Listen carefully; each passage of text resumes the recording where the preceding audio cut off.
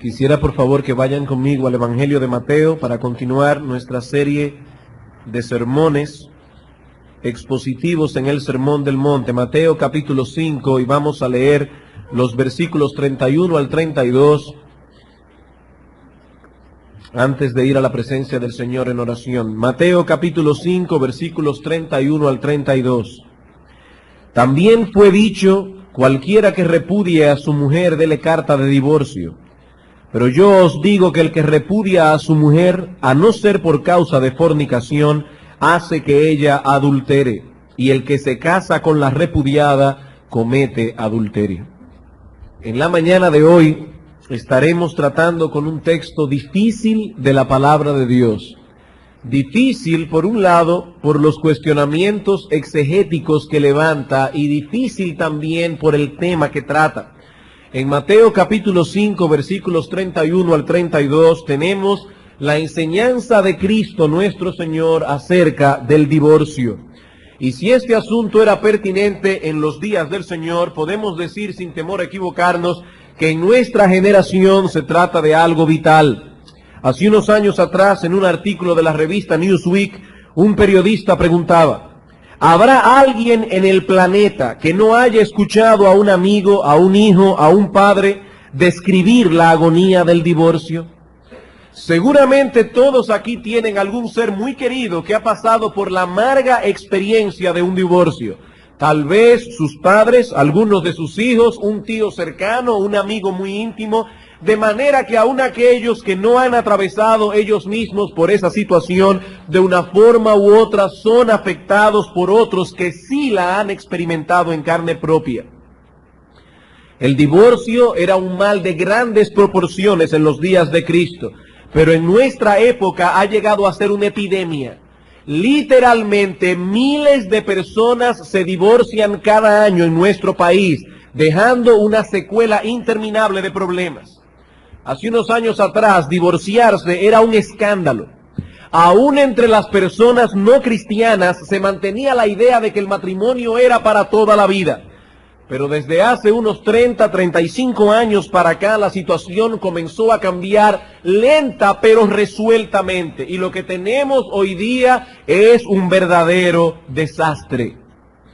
Una conocida actriz de televisión norteamericana, que para colmo clama ser creyente, declaró, luego de haberse divorciado de su esposo para dedicarse más de lleno a su carrera, ella dice: soy más feliz ahora que lo que era antes del divorcio, porque ahora soy yo misma tomando mis propias decisiones. Incluso esta señora entiende que su divorcio por una causa no bíblica no afecta en una forma significativa sus creencias religiosas. Ella dice: pienso que Dios es un Padre perdonador y que me ama a pesar del divorcio. Espero no ser juzgada como cristiana por este asunto. Y escuchen esto: mi esposo y yo, o sea, su ex, somos ahora más felices siendo amigos divorciados que lo que seríamos siendo enemigos casados. Eso suena muy bien, suena muy lógico. Es mejor ser amigos divorciados que ser enemigos casados. Pero a todo esto nos preguntamos: ¿qué dice Dios al respecto? Ante este ataque frontal contra el matrimonio, ¿cuál es la opinión de Dios? Alguien puede decir en esta mañana: pastor, ese es parte del problema. Hoy día hay mucha confusión aún entre los que enseñan las escrituras acerca del divorcio. Unos dicen una cosa, otros dicen otra, y en realidad yo no sé a quién creer. En cuanto a esta confusión, me identifico plenamente con John MacArthur cuando dice: estoy francamente sorprendido de que exista tal discrepancia. Pienso que la Biblia es clara cuando habla acerca del divorcio y el nuevo matrimonio. No creo que el problema sea que haya falta de claridad en la Biblia. Lo que confunde el pensamiento de la gente es que va a la Biblia con ciertas opiniones preconcebidas y consecuentemente cambia sus estándares. Hasta el siglo pasado prácticamente no había confusión alguna entre los teólogos y exégetas ortodoxos en cuanto a este tema. Prácticamente no había confusión. Pero a medida que el divorcio o que los divorcios fueron aumentando, sobre todo en la segunda mitad de este siglo, algunos comenzaron a reaccionar. Y como casi nunca las reacciones son buenas, ahora nos encontramos en el medio de dos posiciones extremas, dos posiciones que deben ser rechazadas. En primer lugar, tenemos a aquellos que nos dicen que no hay divorcio bajo ninguna circunstancia. Todo divorcio es incorrecto, sea por la causa que fuere. De modo que si alguno llega al conocimiento de Cristo ya divorciado y no tiene la posibilidad de arreglarse con su ex, con su cónyuge anterior, debido a que éste ya se casó con otra, esa persona debe quedarse como está para el resto de su vida o hasta que su cónyuge anterior muera. En el otro extremo, tenemos a aquellos que piensan que la enseñanza bíblica debe ser revisada y acomodada a nuestra situación actual. Debemos ser realistas, nos dicen esta gente. Los divorcios irán cada vez más y más en aumento. Y si queremos ministrar a nuestra generación, no debemos ser tan rígidos en este asunto. Así que por un lado, tenemos a aquellos que quieren subir los estándares bíblicos. Y por el otro lado, aquellos que quieren rebajarlos. Pero una vez más nos preguntamos, ¿qué dice Dios? ¿Es realmente tan confusa la enseñanza bíblica al respecto? Como espero que veamos este domingo y el próximo, hermanos, no existe tal confusión. No existe tal confusión. La enseñanza bíblica general es clara, clarísima, aun cuando sea difícil en ocasiones aplicar la enseñanza general a ciertos casos particulares. El hecho de que encontramos cierta dificultad en aplicar una enseñanza bíblica a ciertos casos, eso de ningún modo quiere decir que la enseñanza sea confusa. Siempre aparecerán casos particulares que serán difíciles de discernir, pero esto no ocurre, hermanos, únicamente con el tema del divorcio, ocurre con muchas otras enseñanzas de la palabra de Dios. Tenemos una enseñanza general aquí que está muy clara. Pero a la hora de aplicar ese principio en ciertos, no en todos, en ciertos casos difíciles, no siempre está tan claro qué es lo que se debe hacer. Necesitamos mucha sabiduría para tratar con cada caso. Hermanos, muchas veces cometemos el error de abordar el tema del divorcio tomando algunos ejemplos específicos como punto de partida, y eso es equivocado, eso está mal. Ah, pero ¿qué dicen ustedes cuando tienen que aconsejar a una mujer cuyo esposo es cruel, áspero con ella, etcétera? ¿La condenarán a quedarse viviendo con ese patán para el resto de su vida? Entonces vienen los otros, los que desean subir los estándares, y dicen, ¿y qué de este otro caso? Y así siguen poniendo ejemplo tras ejemplo. Eso fue lo que hicieron los saduceos con Cristo. Estos hombres no creían en la resurrección. No basados en un argumento escritural, sino en un problema lógico. Ah, Señor, ¿qué dices tú de un hombre que se casa con una mujer y muere dejándola sin hijos? Y la ley de Moisés dice que se debe casar con el hermano, la ley del levirato. Se casa con el hermano y el hermano también muere sin hijos. Se casa con el otro hermano y así con los 7. En la resurrección, ¿de cuál de ellos será esposa? Porque los 7 la tuvieron por mujer. Un problema lógico. Pero Cristo dice, erráis desconociendo el poder de Dios y las Escrituras. No me pongan casos lógicos. Vamos a la Escritura. Vamos a ver cuál es la enseñanza general de la palabra de Dios. Y entonces vamos a ver esos casos a la luz de la enseñanza general. Pero no comencemos al revés. Yo no estoy diciendo con esto, hermanos, que todo aquel que difiera de nuestra posición es porque esté abordando el tema usando la lógica y no la Escritura. No. Lo que estoy diciendo es que no debemos cometer ese error, que no debemos abordar este tema comenzando con los casos particulares. No, debemos ir a la Escritura, establecer la enseñanza y entonces ver cómo se aplica la enseñanza al caso específico que nos concierne. Y eso es exactamente lo que pretendo hacer este domingo y el próximo. Pero antes de pasar a considerar nuestro texto, debo hacer una aclaración adicional.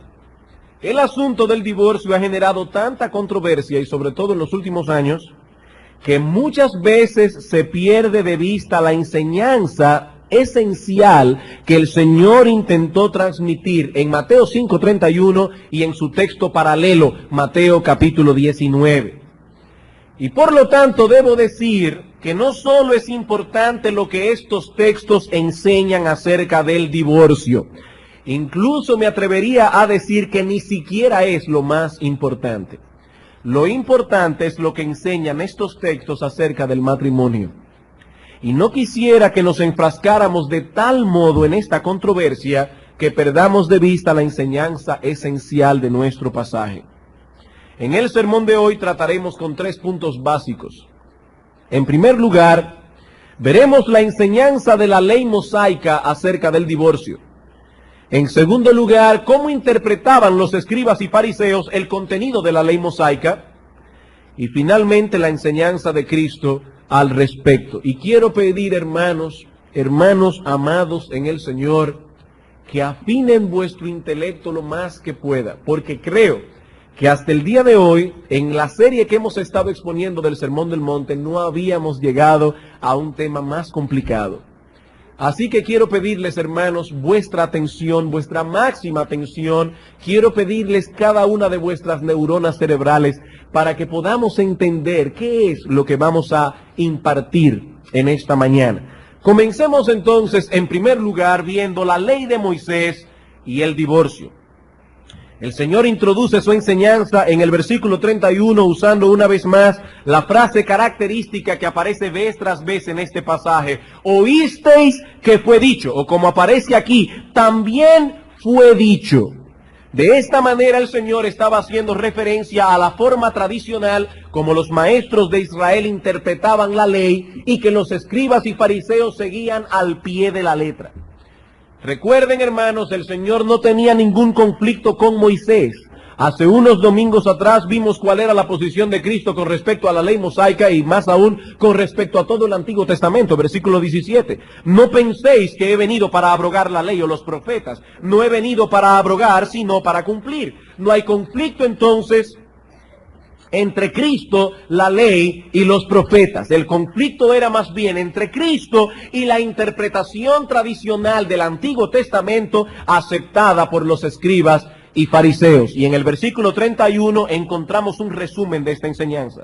También fue dicho, cualquiera que repudie a su mujer, que se divorcie, quiera divorciarse de su mujer, dele carta de divorcio. Estas palabras supuestamente interpretaban y resumían lo que la ley de Moisés enseñaba acerca del divorcio. Pero cuando estudiamos lo que la ley dice al respecto, nos damos cuenta que esto fue más bien una fatal tergiversación de lo que Moisés escribió allí. ¿Cuál es el texto del Antiguo Testamento, o más específicamente de la ley, que trata acerca del divorcio? Deuteronomio capítulo 24, versículos 1 al 4. Deuteronomio capítulo 24, versículos 1 al 4. Es a este texto que el Señor está haciendo referencia en Mateo capítulo 5, versículo 31. Dice aquí, cuando alguno tomare mujer y se casare con ella, si no le agradare por haber hallado en ella alguna cosa indecente, le escribirá carta de divorcio y se la entregará en su mano y la despedirá de su casa. Y salida de su casa podrá ir y casarse con otro hombre. Pero si la aborreciere este último y le escribiere a su vez carta de divorcio y se la entregara en su mano y la despidiere de su casa, o si hubiere muerto el postrer hombre que la tomó por mujer, no podrá su primer marido que la despidió volverla a tomar para que sea su mujer después que fue envilecida, porque es abominación delante de Jehová, y no has de pervertir la tierra que Jehová tu Dios te da por heredad. Hermanos, este texto es el que los escribas y fariseos interpretaban y resumían diciendo, Moisés mandó que si alguno se repudia a su mujer, debe darle carta de divorcio. Pero yo me adelanto a decir que lo que tenemos aquí no es una autorización del divorcio, sino más bien la presentación de un caso supuesto y la ley que se debía aplicar en tal caso.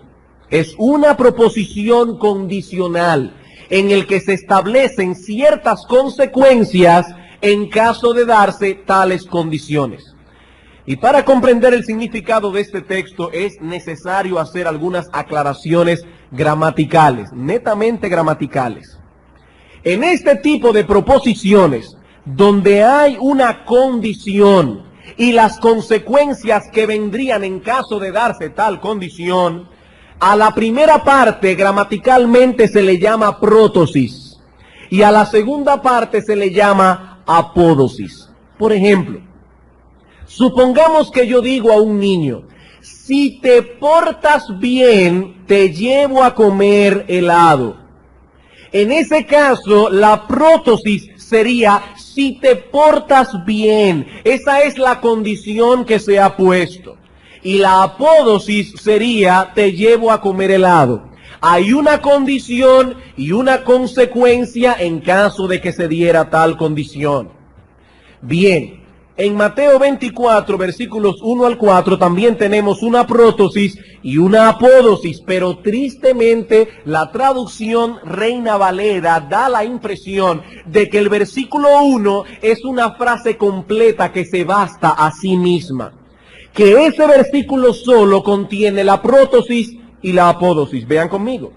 Cuando alguno tomare mujer y se casare con ella, si no le agradare por haber hallado en ella alguna cosa indecente, ahí está la condición, le escribirá carta de divorcio, ahí está la consecuencia. ¿Ven la idea? De acuerdo a esa traducción, la prótosis y la apódosis se encuentran ambas en el versículo 1. De ser así, ¿cuál sería la enseñanza del texto? Que todo aquel que se divorcia de su mujer debe darle carta de divorcio. Pero cuando examinamos el texto completo más detenidamente, nos damos cuenta que la idea esencial es otra muy distinta.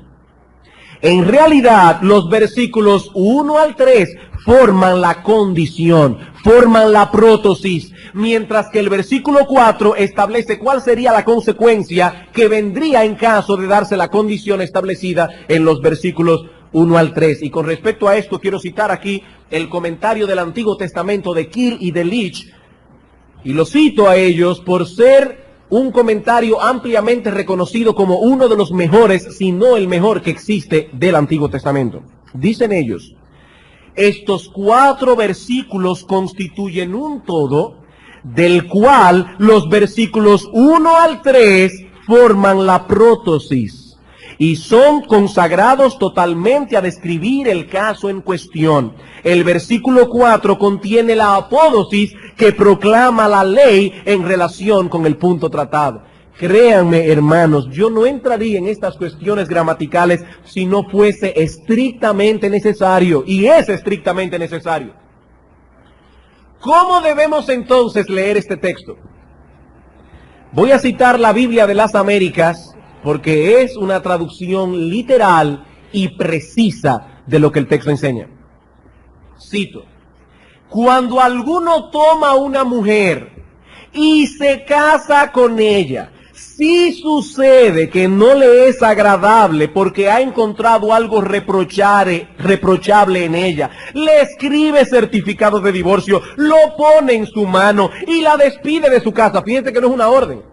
Está describiendo un caso, dice, si pasa todo eso, que le escribe certificado de divorcio, lo pone en su mano y la despide de su casa, y ella sale de su casa y llega a ser mujer de otro hombre, si el segundo marido la aborrece y le escribe certificado de divorcio, lo pone en su mano y la despide de su casa, o si muere este último marido que la tomó para ser su mujer, todo esto va junto.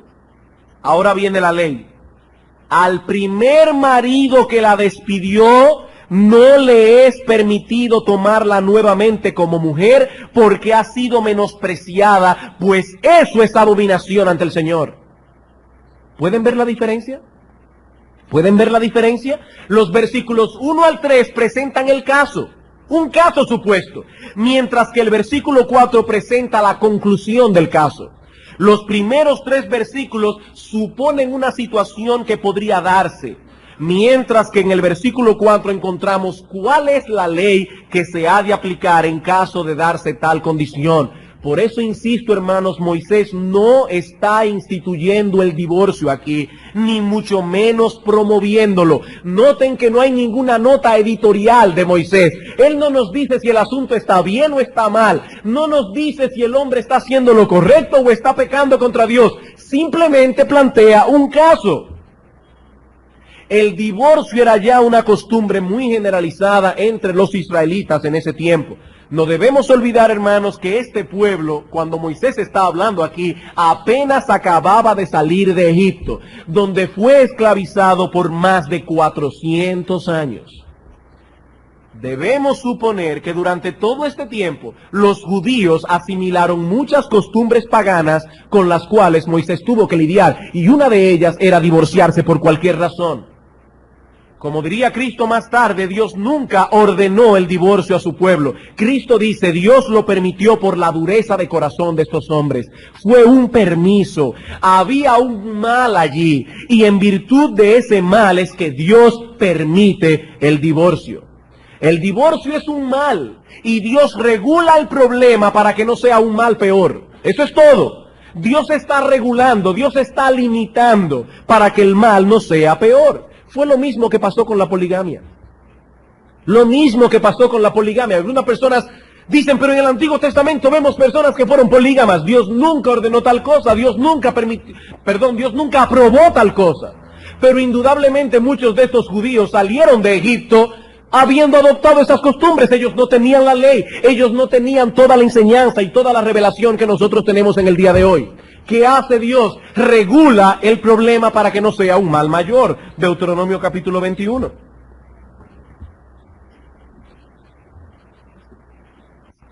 Aquí tenemos el mismo caso. Versículo 15. Si un hombre tuviere dos mujeres. ¿Está permitiendo Dios aquí? ¿Está aprobando Dios aquí? ¿Está ordenando Dios aquí que un hombre tome dos mujeres? No, Él está diciendo, si se da el caso. Si un hombre tuviere dos mujeres, la una amada y la otra aborrecida, y la amada y la aborrecida le hubieren dado hijos, y el hijo primogénito fuere de la aborrecida, en el día que hiciere heredar a sus hijos lo que tuviere, no podrá dar el derecho de la primogenitura al hijo de la amada con preferencia al hijo de la aborrecida, que es el primogénito. Dios no podía pasar por alto una situación que ya estaba dada en su pueblo. Dios tenía que legislar. Dios tenía que hablar acerca del asunto, pero Dios no está instituyendo la poligamia aquí. Sabemos muy bien que Dios desde el principio habló de monogamia, desde Génesis hasta Apocalipsis. Lo que la ley de Moisés establece en Deuteronomio 24 es que si una persona, siguiendo la costumbre de la época, se divorciaba de su mujer por haber hallado en ella alguna cosa indecente, y esta mujer, ahora divorciada, se casaba con otro hombre, ya no podría el primero que la tomó volver a casarse con ella si el segundo marido se divorciaba, incluso si moría. Una vez más cito aquí el comentario de Kiel y Delitzsch. En estos versículos no se establece el derecho al divorcio, no.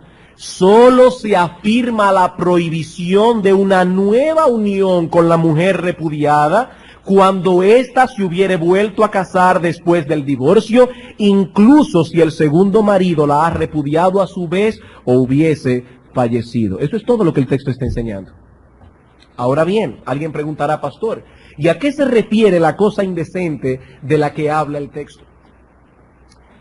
Bueno, en primer lugar voy a decir a qué no se refiere. Esta frase no puede referirse a la infidelidad conyugal. ¿Y cómo lo sabemos? Porque el adulterio era castigado con la muerte. De manera que si uno de los cónyuges caía en adulterio, ese adulterio ponía punto final al matrimonio, pero no por divorcio, sino por apedreamiento. Mataban al culpable y la persona quedaba libre de casarse con quien quería. Noten desde ahora, porque lo veremos más ampliamente el domingo que viene, el adulterio ponía fin al matrimonio en el Antiguo Testamento. Y vamos a ver cómo Cristo corrobora perfectamente lo que el Antiguo Testamento enseñaba al respecto.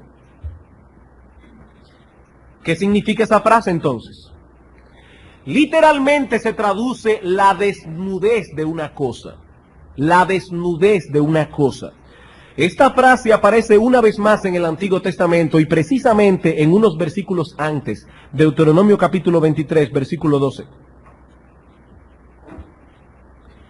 Tendrás un lugar fuera del campamento a donde salgas.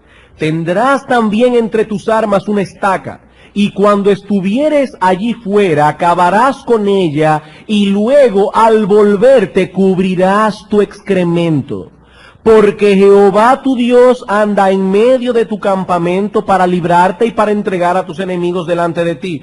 Por tanto, tu campamento ha de ser santo, para que Él no vea en ti cosa inmunda, aquí está la palabra, y se vuelva en pos de ti. Aquí se está hablando de la desnudez del excremento. Dice, cubre el excremento para que no haya en tu campamento ninguna cosa inmunda. La misma fraseología que aparece en el texto hebreo en Deuteronomio 23 es la que aparece en Deuteronomio 24. Adicionalmente debemos señalar que la palabra hebrea que aquí se traduce indecente o en otros lugares reprochable o vergonzosa aparece en otros contextos, y no voy a citar aquí todos los textos, pero relacionado con una exhibición vergonzosa del cuerpo. Una exhibición vergonzosa del cuerpo, falta de pudor, falta de modestia. ¿Qué es entonces lo que el texto está enseñando? Bueno, es probable, y subrayo la palabra probable, es probable que por la severidad impuesta sobre el adulterio, la pena capital, algunas mujeres se comportaban de una manera indecorosa frente a otros hombres, de una manera coqueta, pero sin llegar al adulterio mismo, sin llegar a la infidelidad. Esa conducta embarazosa para el marido provocaba que algunos se decidieran poner fin al matrimonio por medio del divorcio, ya que la mujer en cuestión no había cometido adulterio físicamente y por lo tanto no podía ser acusada ni apedreada. Este hombre quería salir de su mujer y no podía aplicar la ley de la adúltera contra ella porque ella no había cometido adulterio. Entonces se divorciaba de ella sin tener que apedrearla por haber hallado en ella alguna cosa indecente. Aunque debo ser honesto y repetir que esto es una mera probabilidad, muchos buenos exégetas y teólogos opinan de ese modo, pero la frase es oscura. La frase es oscura. ¿Qué sucedía si luego de haberle entregado la carta de divorcio, pasan unos meses y la mujer no se ha casado todavía? Ni el hombre tampoco. ¿Podrían ellos reconsiderar el asunto y volverse a casar? La respuesta es sí. Sí. Siempre y cuando la mujer no se casara de nuevo, las puertas estaban abiertas para una reconciliación. Pero si se casaba de nuevo, ya no habría oportunidad de ningún modo, aún su segundo esposo muriera. Noten, hermanos, lo que la ley hizo fue restringir el divorcio. El divorcio ya existía, el mal ya estaba presente allí. Lo que hace la ley es restringirlo. Dios toleró esta práctica por la dureza del corazón de ellos, dice el Señor, pero estableció esta ley para hacerles ver la seriedad que conllevaba tomar esta decisión. Es como si Dios estuviese diciendo, piénsenlo bien, divorciarse no es un juego, no puedes dejar a tu mujer, irte por ahí, que ella se case con otro y entonces tomarla de nuevo como esposa. Eso no se puede. Esa es la enseñanza básica de la ley con respecto al divorcio. Hermanos, Dios nunca instituyó el divorcio en el Antiguo Testamento. Malaquías capítulo 2, versículo 16.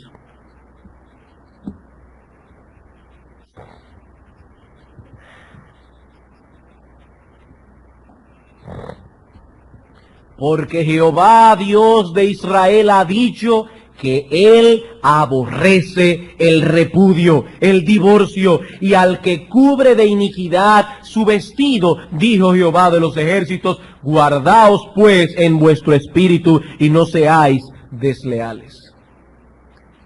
Como pueden ver, hermanos, la ley no instituyó tal cosa. El divorcio ya existía cuando la ley fue promulgada. Dios lo toleró por la situación imperante en Israel y por la dureza del corazón del pueblo. Lo que hace Deuteronomio 24 es establecer ciertos límites con el propósito de limitar el uso del divorcio e impedir que se abuse de él.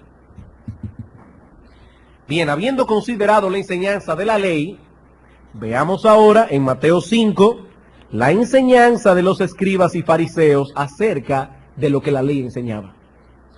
¿Cómo interpretaban los escribas y fariseos Deuteronomio 24? Bueno, una vez más, el problema de estos hombres es que se aferraban a la letra de la ley y perdían de vista el espíritu que está detrás de la letra de la ley. Los escribas y fariseos interpretaron erróneamente la ley de Moisés básicamente en dos aspectos.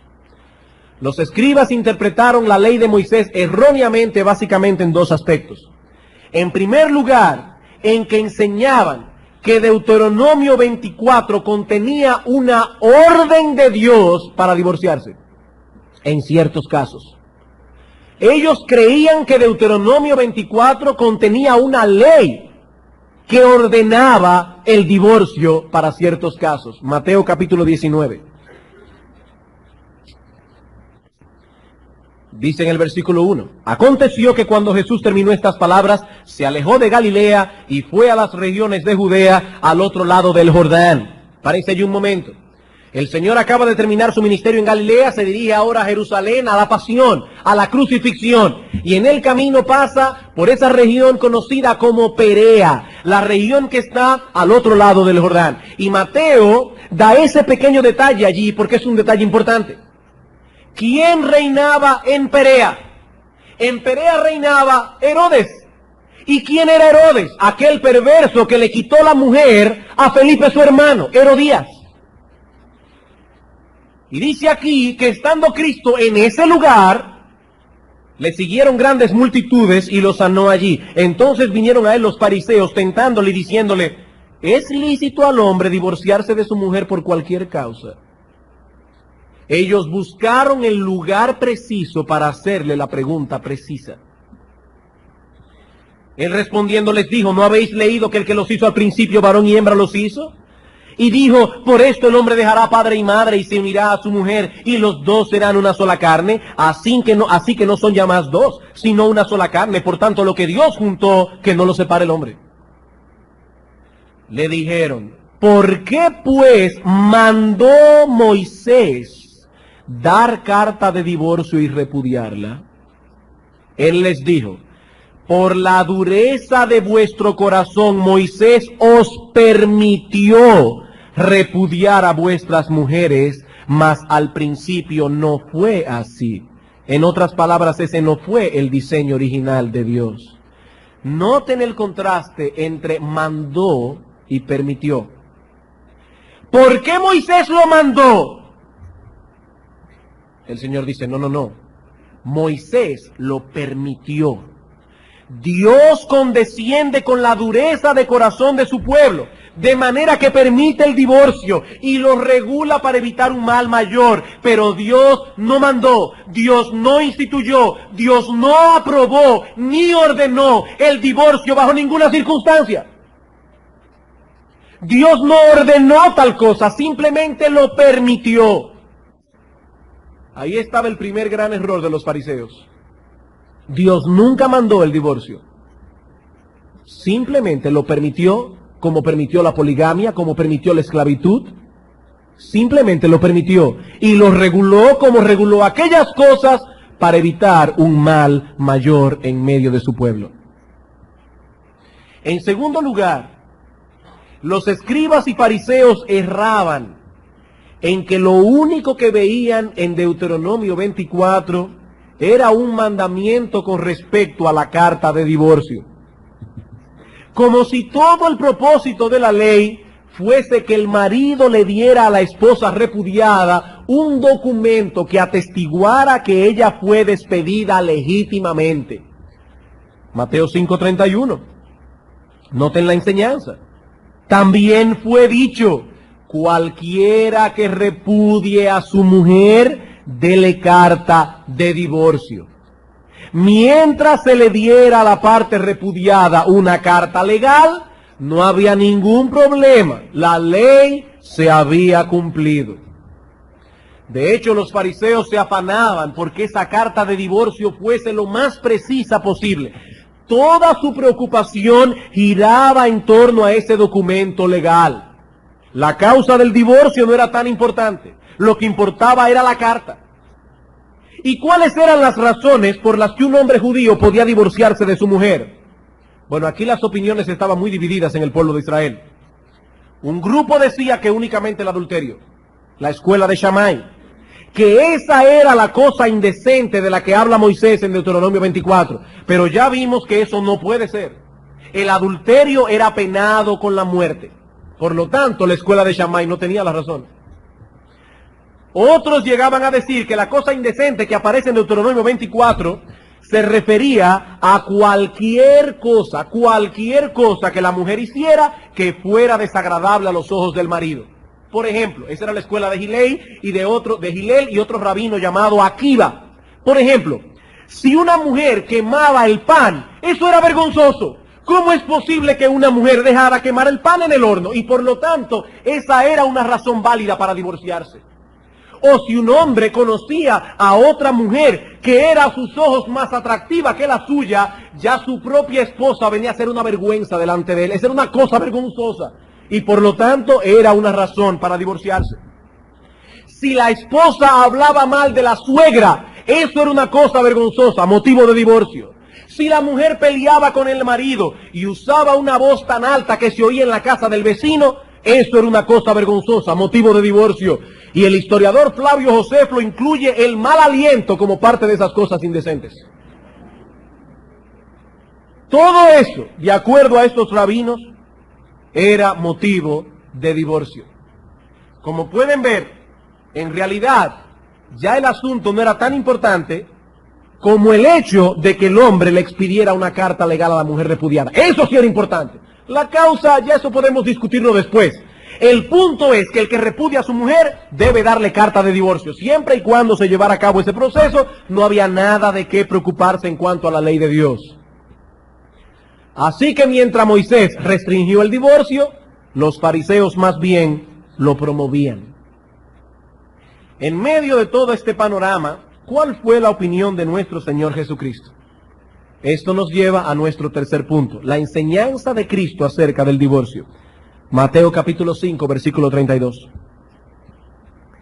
Pero yo os digo, aquí viene el contraste, esto es lo que ustedes han oído. Ahora escúchenme bien, yo soy el Dios encarnado, yo soy el dador de la ley, yo fui quien promulgué la ley en el Sinaí, solo yo sé cómo se interpreta, y escuchen bien ahora. Pero yo os digo, dice Cristo, que el que repudia a su mujer, a no ser por causa de fornicación, hace que ella adultere. Y el que se casa con la repudiada, comete adulterio. Mateo capítulo 19 otra vez. El texto paralelo. 19:9. Y yo os digo que cualquiera que repudia a su mujer, salvo por causa de fornicación, y se casa con otra, adultera. Y el que se casa con la repudiada, adultera. Aquí se pone el adulterio tanto con la mujer como con el hombre. Cualquiera de los dos que se vuelvan a casar, si el divorcio no fue por causa de fornicación, están cometiendo adulterio. Con pocas variantes, estos textos enseñan lo mismo en esencia. Y dado que Mateo 19 es el más extenso de los dos, quisiéramos ver la enseñanza del Señor a la luz de este pasaje principalmente. Recuerden, hermanos, que la enseñanza de Cristo aquí surge como respuesta a la pregunta de los fariseos en el versículo 3. ¿Cuál fue la pregunta? ¿Es lícito al hombre repudiar a su mujer por cualquier causa? La respuesta del Señor en el versículo 4. ¿No habéis leído que el que los hizo al principio, varón y hembra, los hizo? Yo me imagino lo que debe haber molestado a estos escribas y fariseos cada vez que el Señor le decía, ¿y ustedes no han leído lo que dice la Biblia? Estos hombres se ufanaban de conocer la Biblia de cabo a rabo, desde la letra inicial hasta la letra final. Y Cristo dice, pero ¿cómo ustedes me hacen una pregunta tan evidente? ¿Ven, hermanos, que la enseñanza de la Biblia no es tan confusa como enseñan algunos en el día de hoy? No, no es tan confusa. Cristo dice, eso está claro. Eso está claro. El Señor lleva a estos hombres al origen de la institución matrimonial. Si vemos el matrimonio a la luz de su institución original, podremos arribar a una visión más apropiada acerca del matrimonio y consecuentemente acerca del divorcio. Lo primero que el Señor recalca aquí es que el matrimonio es una institución divina. Dice, ¿no habéis leído que el que los hizo? ¿Quién los hizo? Dios los hizo. Y los hizo varón y hembra. Por tanto, ya no son más dos. Dios los juntó. El matrimonio es una institución divina. Solo Dios tiene derecho a establecer las reglas que han de regir el matrimonio, ya que Él posee los derechos de autor. Él creó el matrimonio. Él y solo Él sabe cómo funciona. Él y solo Él tiene derecho a legislar al respecto. En segundo lugar, este texto nos enseña que el matrimonio es básicamente la unión de un hombre y de una mujer para hacer una sola carne. Dijo, versículo 5, por esto el hombre dejará a padre y madre y se unirá a su mujer, y los dos serán una sola carne. Y la palabra hebrea que se usa en el texto original, así como la palabra griega que se usa en el Nuevo Testamento, incluye aquí o define una unidad sumamente poderosa, sumamente poderosa. Cuando usted toma una madera y la pega con ese pegamento que se usa para la madera, bien pegada, y usted trata luego de que ya está bien pegada, trata de separarla, ¿qué va a pasar? Que nunca volverá a separarse por la juntura. Una de las dos maderas quedará rota. El Señor está diciendo aquí, Dios los juntó. Por medio del matrimonio estos dos se convierten en uno, espiritual, social y sexualmente. El hombre y la mujer quedan adheridos el uno al otro. ¿A qué conclusión nos lleva esto? Versículo 6.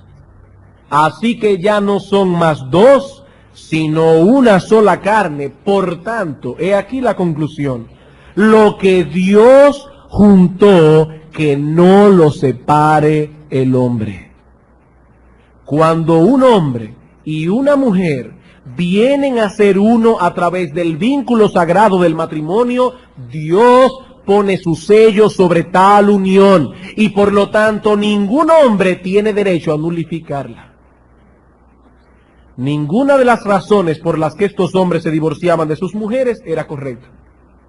Ahora bien, dice Cristo, hay una sola cosa, aparte de la muerte, que puede disolver el matrimonio. ¿Cuál es? Versículo 9. Y yo os digo que cualquiera que repudia a su mujer, excepto a no ser salvo por causa de fornicación, y se casa con otra, adultera. Y el que se casa con la repudiada, adultera. El Señor está diciendo, hay una sola cosa, aparte de la muerte, que puede disolver un matrimonio, que es la fornicación, el adulterio. Hermanos, ¿qué es un divorcio? Un divorcio es una ruptura total del vínculo matrimonial, de tal manera que estas dos personas dejan de ser una, como si nunca antes hubiesen estado casadas. En el Antiguo Testamento el adulterio rompía el vínculo matrimonial. ¿Por qué? Porque el adúltero era apedreado. Pero ¿qué pasó al llegar el Nuevo Testamento? Al llegar el Nuevo Testamento esa ley civil ya no se aplica, la ley civil. Pero el adulterio sigue siendo la única causa que rompe el vínculo. Ya no a través del apedreamiento del culpable, sino a través del divorcio. Eso es básicamente lo que Cristo está enseñando a estos fariseos, hermanos. Y si vamos a ese texto sin ningún prejuicio, eso es lo que vamos a interpretar. Esa es la enseñanza que se cae de la mata del texto. Una vez más vemos que la enseñanza de Cristo concuerda con la del Antiguo Testamento. Mateo 5:17, yo no vine a anular la ley o los profetas. Dios no mandó el divorcio, simplemente lo permitió debido a la situación reinante entre estos judíos que apenas acababan de salir de una situación pagana. Pero eso de ningún modo es una norma a seguir. El divorcio no es el plan de Dios. El ideal de Dios es que solo la muerte rompa el vínculo sagrado. Ese es el ideal de Dios. Hermanos, el hecho de que Cristo haya pronunciado una cláusula de excepción aquí, el hecho de que Cristo haya dado una excepción, eso no elimina la enseñanza esencial de nuestro texto. No es mi interés en esta mañana, ni tampoco tenemos el tiempo de estudiar esa cláusula de excepción, no. Y si alguno estaba esperando eso, lo voy a decepcionar. Eso lo veremos el próximo domingo. Creemos firmemente que el Señor permitió el divorcio por causa de infidelidad, lo creemos. Así como el Antiguo Testamento rompía el vínculo por la muerte del culpable, así también en el Nuevo Testamento se da permiso al cónyuge inocente, no a matar al culpable, pero sí a divorciarse de él. Se le da permiso. Pero hermanos, eso no anula lo que Cristo está diciendo aquí con respecto a la indisolubilidad del matrimonio. ¿Qué es un matrimonio? ¿Qué es un matrimonio? La Biblia habla del matrimonio como un pacto de compañía. Es la mejor definición que podemos encontrar del matrimonio. Es un pacto de compañía. Proverbios capítulo 2. Proverbios capítulo 2, versículos 16 al 17. Aquí tenemos a un padre advirtiendo a su hijo contra las mujeres ligeras. Serás librado de la mujer extraña, de la ajena que halaga con sus palabras, la cual abandona al compañero de su juventud y se olvida del pacto de su Dios. He aquí dos palabras claves: compañero, pacto. Malaquías capítulo 2. Malaquías capítulo 2, versículos 13 al 14.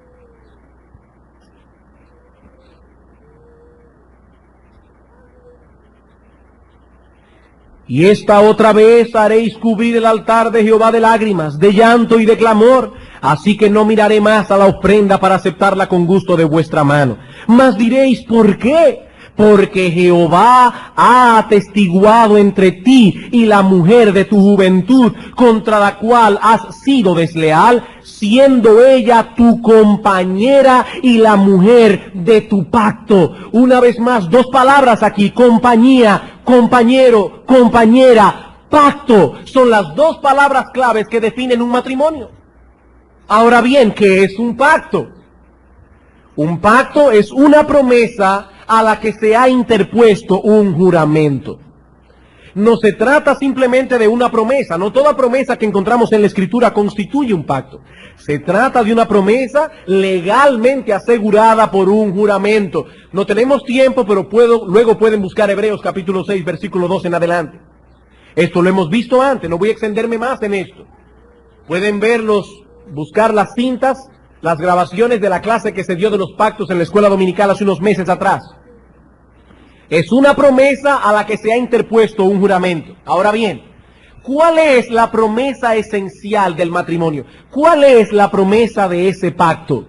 Bueno, como ya vimos, el matrimonio es un pacto de compañía. Cada uno de los cónyuges se está comprometiendo, está interponiendo un juramento, un voto legal a su promesa de suplir las necesidades de compañía del otro cónyuge. Eso es un matrimonio.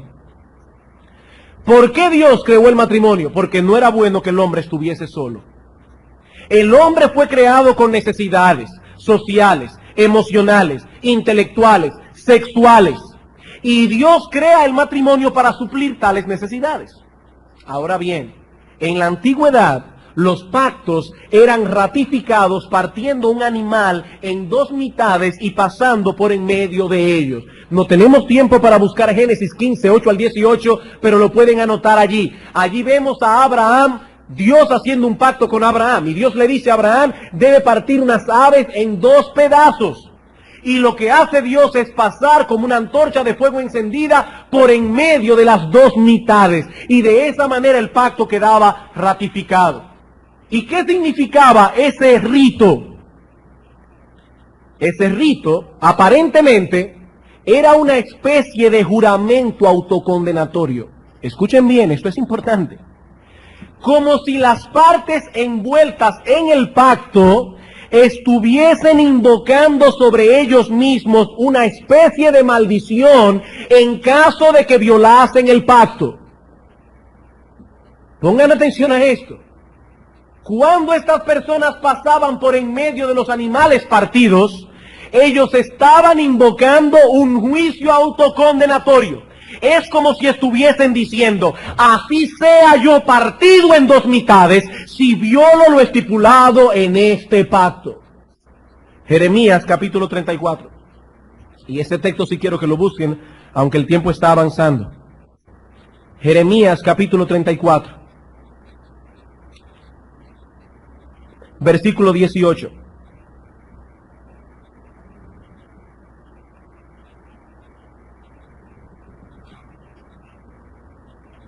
Y entregaré a los hombres que traspasaron mi pacto, que no han llevado a efecto las palabras del pacto que celebraron en mi presencia, dividiendo en dos partes el becerro y pasando por medio de ellas. A los príncipes de Judá y a los príncipes de Jerusalén, a los oficiales y a los sacerdotes y a todo el pueblo de la tierra que pasaron entre las partes del becerro, los entregaré en manos de sus enemigos y en manos de los que buscan su vida, y sus cuerpos muertos serán comida de las aves del cielo y de las bestias de la tierra. Dios está diciendo, traeré maldición sobre vosotros, el juicio autocondenatorio que ustedes juraron sobre sí cuando entraron en pacto conmigo.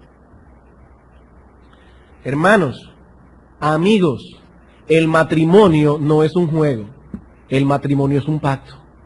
El matrimonio es un pacto, algo que encierra una gran solemnidad. Violar las estipulaciones de ese convenio es asegurarse una vida desgraciada. Desgraciada.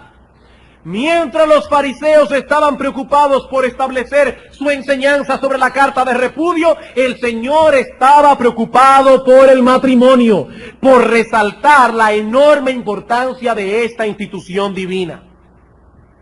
Hermanos, difícilmente nuestra generación podrá recobrarse ya de los estragos que ha causado y seguirá causando la ligereza con que se ha venido tratando el matrimonio en la segunda mitad de este siglo que ya casi termina. Solo en el año 1983, hace 10 años, en los Estados Unidos de Norteamérica, se efectuaron más de 1 millón de divorcios. Hace 10 años. Yo me pregunto, ¿cuántos divorcios se habrán efectuado en esta última década completa?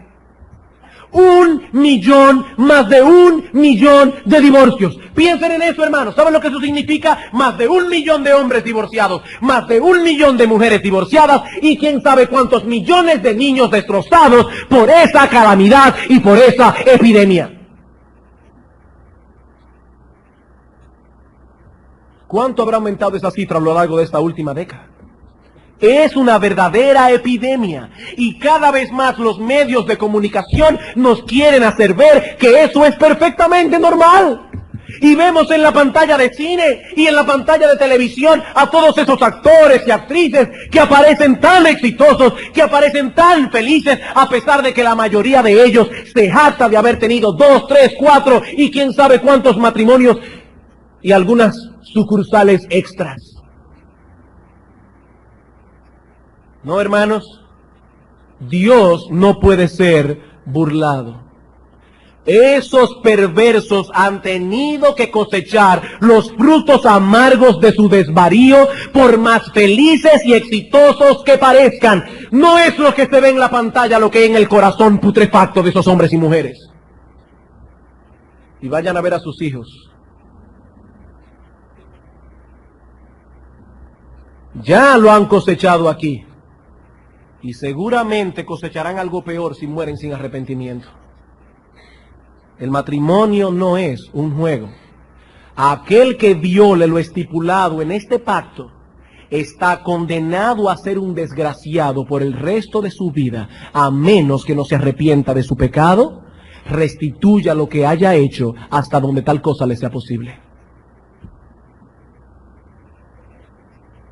La semana próxima trataremos con la cláusula de excepción que aparece en nuestro texto. Sí hay una excepción. Cristo dijo que no hay divorcio a no ser por causa de fornicación. Pero no nos detengamos en esa cláusula, hermanos, sin reparar primero lo que el Señor está diciendo acerca del matrimonio. No perdamos de vista la esencia. Y por eso, antes de concluir, quisiera dirigirme a 3 grupos de personas que se encuentran aquí en esta mañana. Yo sé que lo que se ha dicho hoy acerca del divorcio es duro, sobre todo para alguien que ha pasado por esa experiencia. Pero si eres cristiano, hermano, hermana, debes saber que la sangre de Cristo te perdonó de todo pecado y que Dios te ha recibido con pleno derecho filial. El hecho de que seas divorciado o que seas divorciada no te hace ciudadano de segunda categoría en el reino de Dios. No, hermana, no, hermano, yo no quiero dejarte con una carga de conciencia. Cristo te perdonó. Cristo te aceptó. La sangre de Cristo te limpia de todo pecado. La Biblia no dice que un divorcio injustificado sea un pecado imperdonable. Dice Isaías, si vuestros pecados fueren como la grana, como la nieve serán emblanquecidos. Si fueren rojos como el carmesí, vendrán a ser como blanca lana. Si te has arrepentido, Dios te ha perdonado, Dios te ha recibido. Y yo me voy más lejos, hermano, hermana. Aunque el divorcio tiene consecuencias que perduran, aún así debes saber que Dios ha prometido ser el sostén de sus hijos, aún de aquellos que han venido a Él habiendo ya pasado por esa terrible experiencia. Dios es tu Dios. Y dice el salmista en el Salmo 23, Jehová es mi pastor, nada me faltará.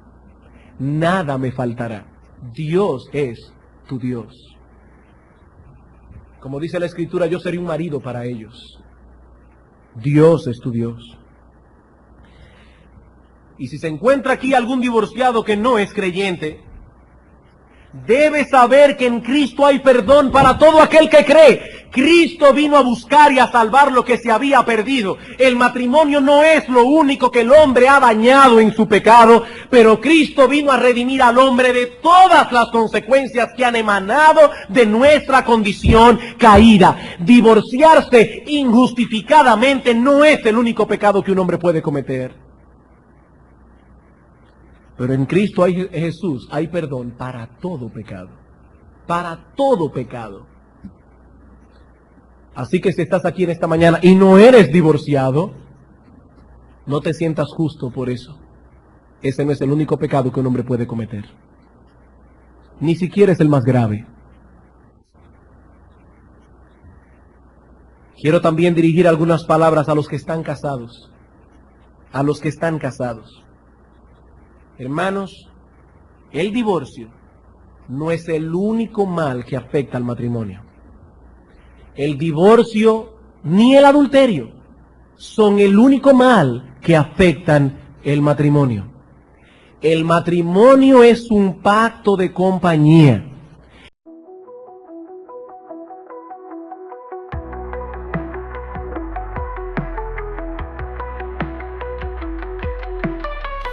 In the close city lights choking the night, empty hands reaching out, nowhere to find.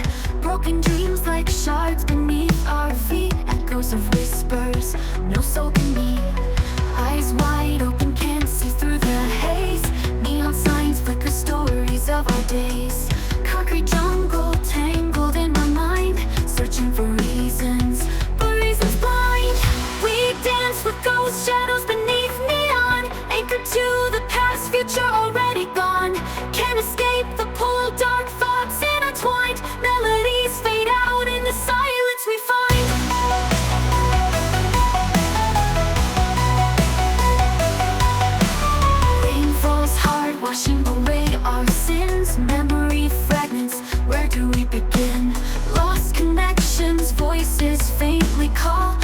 the current, fearing the fall.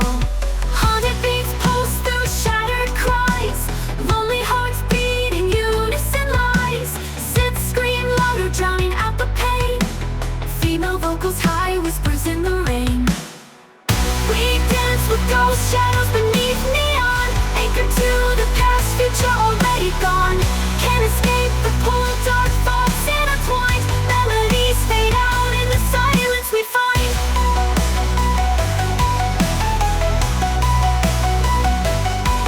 We dance with ghosts, but shadows can fade. Letting go of the past, a choice to be made. Break free from the pull, rewrite the design. Melodies rise up, a new strength we find. Rain falls hard, washing away our sin. Rain falls hard, washing away our sin. Rain falls hard, washing away our sin. Melodies rise up, and new strength we find. Rain falls hard, washing away our sin. Rain falls hard, washing away our sin. Rain falls hard, washing away our sin. Melodies rise up, a new strength we find. Heartbeat, a rhythm, a steady refrain. Breaking the silence, washing away the rain. Hope ignites a spark, a fire in our eyes. Together we'll rise under brighter skies. We dance with ghost shadows beneath neon, anchored to the past, future already gone. Can't escape the pull, dark thoughts intertwined. Melodies fade out in the silence we find.